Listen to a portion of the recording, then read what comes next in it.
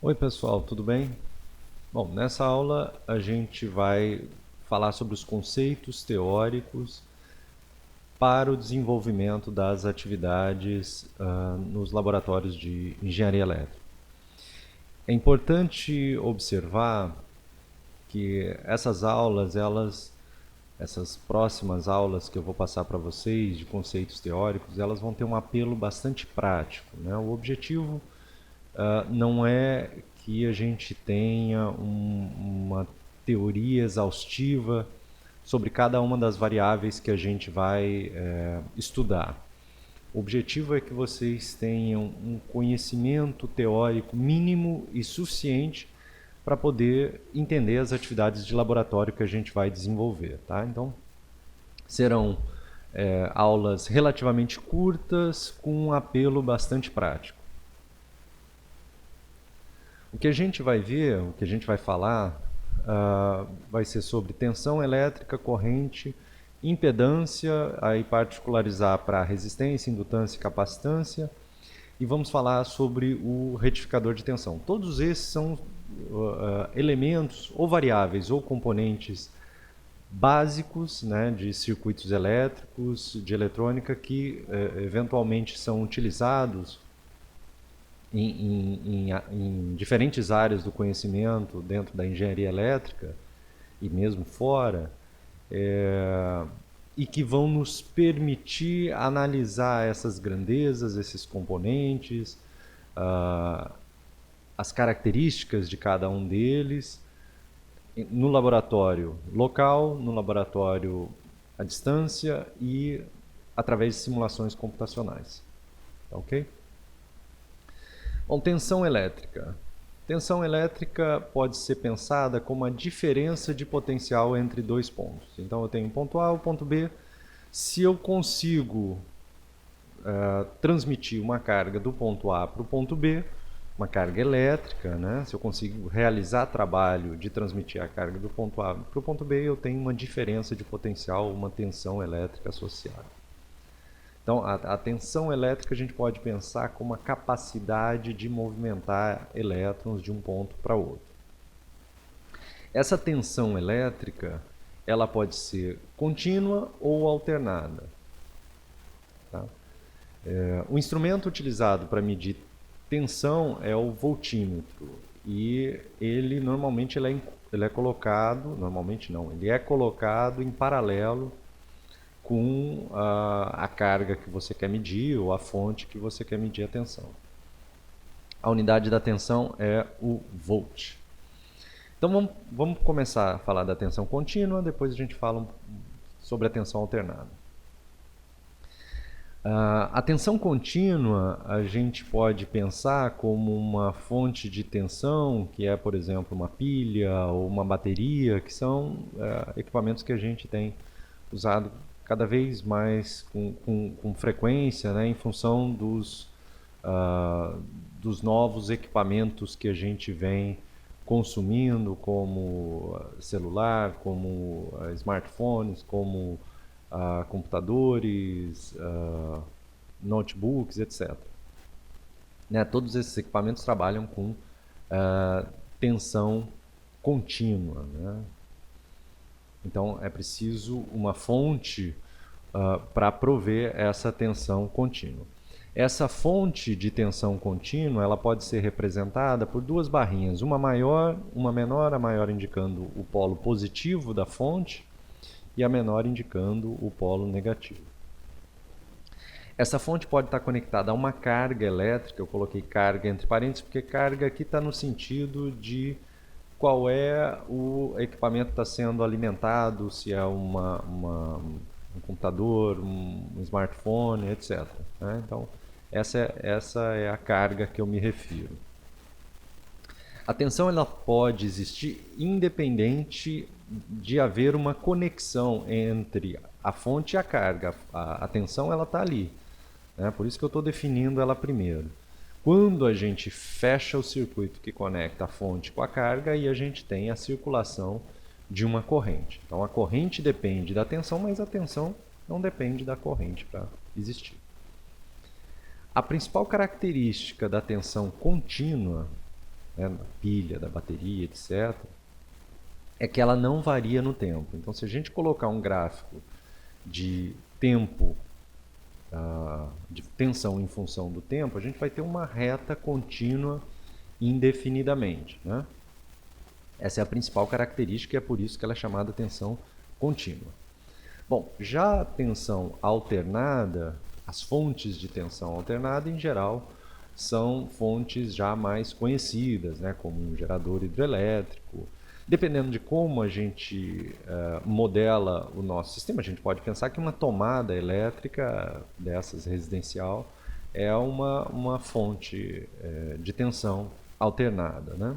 Entre outros elementos, como o gerador eólico, gerador diesel, etc.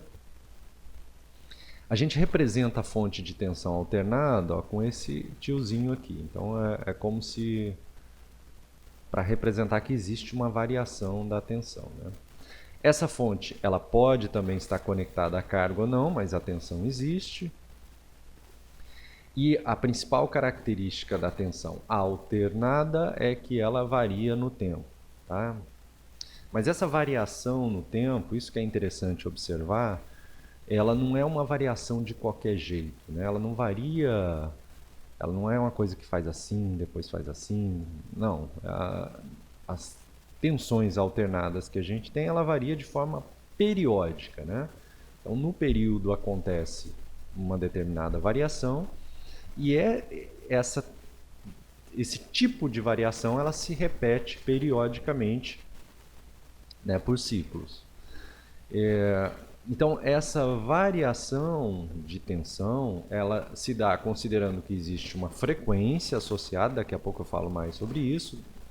Dessa frequência a gente tem um período associado, valores de pico dessa tensão e o que a gente chama de valor eficaz. Então, se a gente consegue definir a frequência, consequentemente o período, então basta ter um ou outro, o valor de pico e a função associada a essa tensão, a gente consegue caracterizá-la, tá?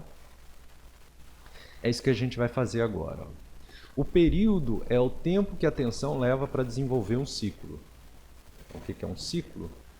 É uma volta completa que a tensão faz, né? Ela veio aqui, passou por um máximo, voltou para o zero, passou por um mínimo e voltou para zero. A partir desse ponto aqui, ela começa um novo ciclo. Aqui é exatamente igual ao primeiro. Exatamente igual ao primeiro. Aí tem o terceiro ciclo e assim por diante. Então, esse tempo aqui, ó, que ela leva para completar um ciclo é o que a gente chama de período. A frequência é o número de vezes que o período se repete em um segundo. Isso dá uma ideia da velocidade que tem a nossa onda. Ela pode ser uma coisa assim, né? Os ciclos são muito mais rápidos, então ela tem uma frequência muito maior. Só para que vocês tenham uma ideia, a frequência do sistema elétrico brasileiro, que não é a frequência que muitas vezes muitos equipamentos trabalham, mas a frequência do sistema elétrico brasileiro e, portanto, de todas as cargas alternadas que estão conectadas a ele é de 60 Hz. Ou seja, a gente tem 60 voltinhas dessa aqui, ó, 60 ciclos desse em um segundo. A relação entre frequência e período, ela é uma relação inversamente proporcional. Então, quanto maior é a frequência, menor o período. Quanto menor é o período, maior a frequência. E é dado por... a frequência é dado por 1 sobre período ou o período é dado por 1 sobre a frequência. Então, para uma frequência de 60 Hz, eu tenho 16,7 milissegundos. Ou seja, o tempo que essa tensão leva para completar um ciclo é 16,7 milissegundos. E em um segundo, a gente completa 60 ciclos. Tá ok?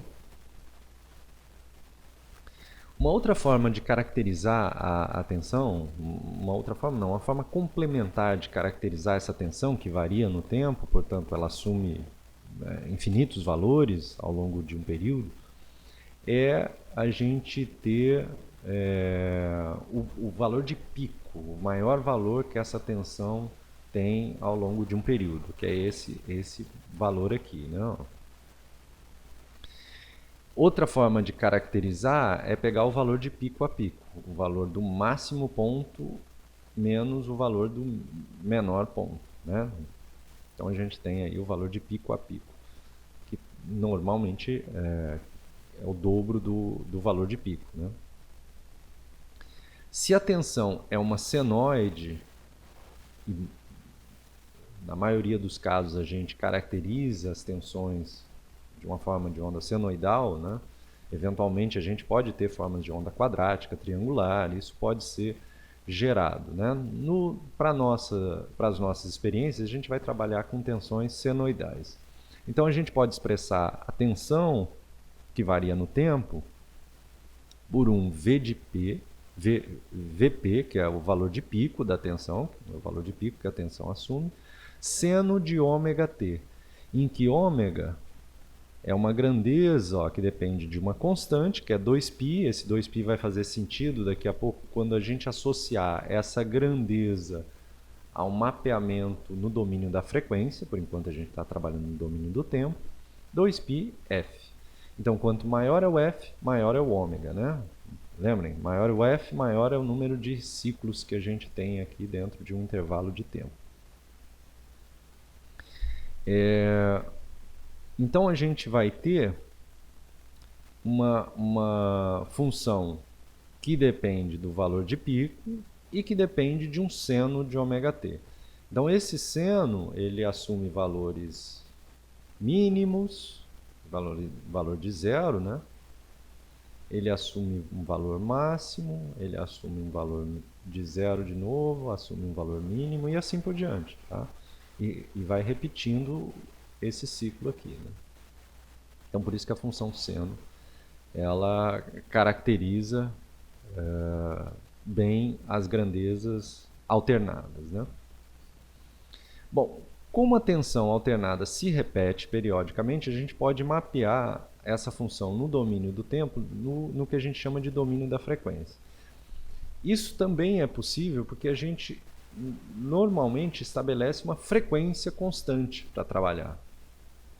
E em muitos casos isso é perfeitamente razoável, trabalhar com uma frequência constante.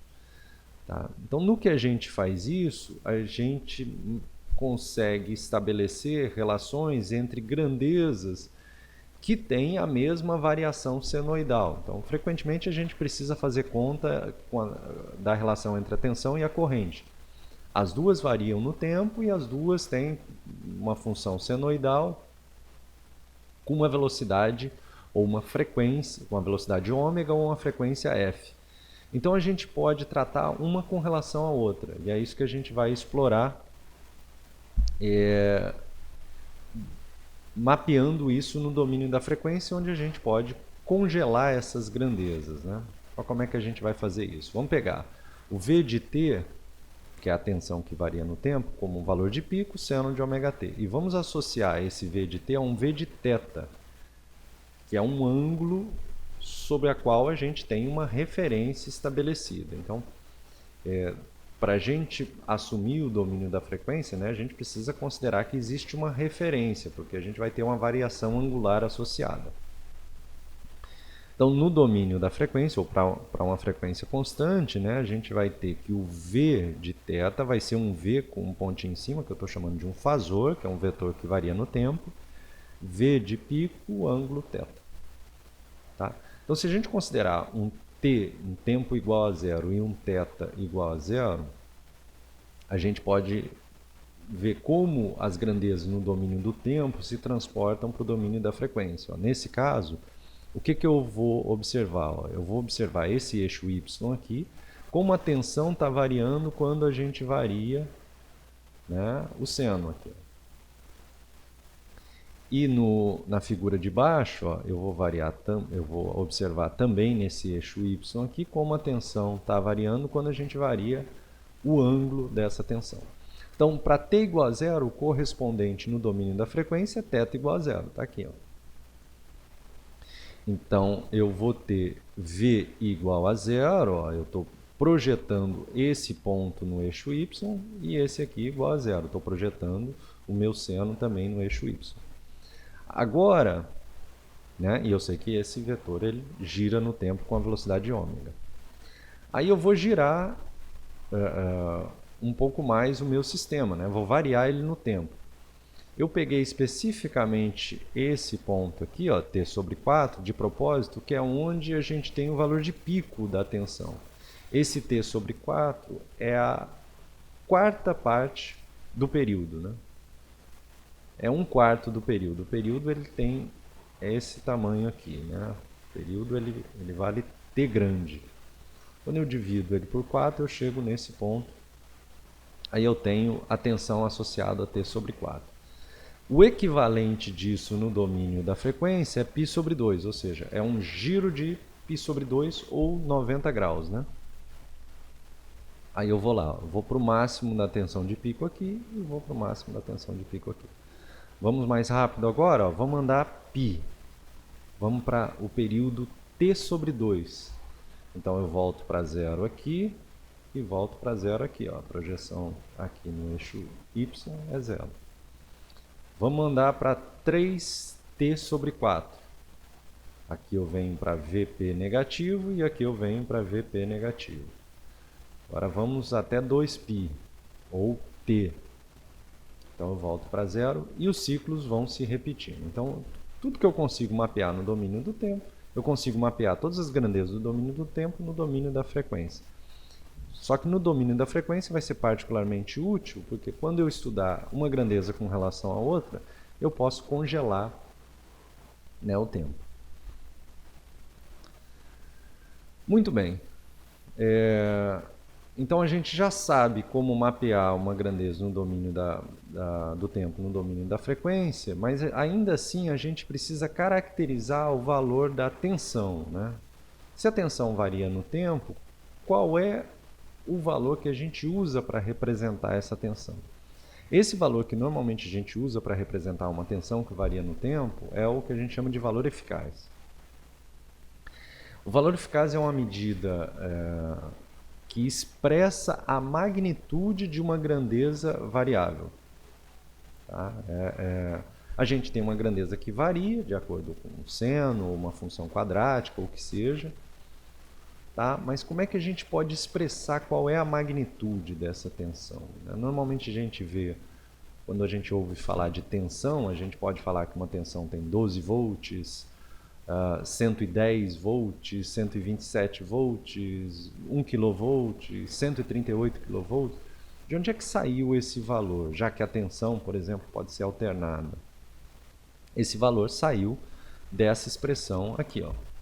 O valor em RMS ele é calculado como a raiz quadrada, a gente vai ter um valor que é a raiz quadrada de 1 sobre t, ou ΔT, que é o período que eu estou considerando, a soma ou a integral de t1 até t2 de v de t ao quadrado dt. Por que a gente calcula dessa forma? Por que a gente não pega, por exemplo, o valor de pico e faz uma média, né? Vamos pegar aqui, ó, uma tensão alternada.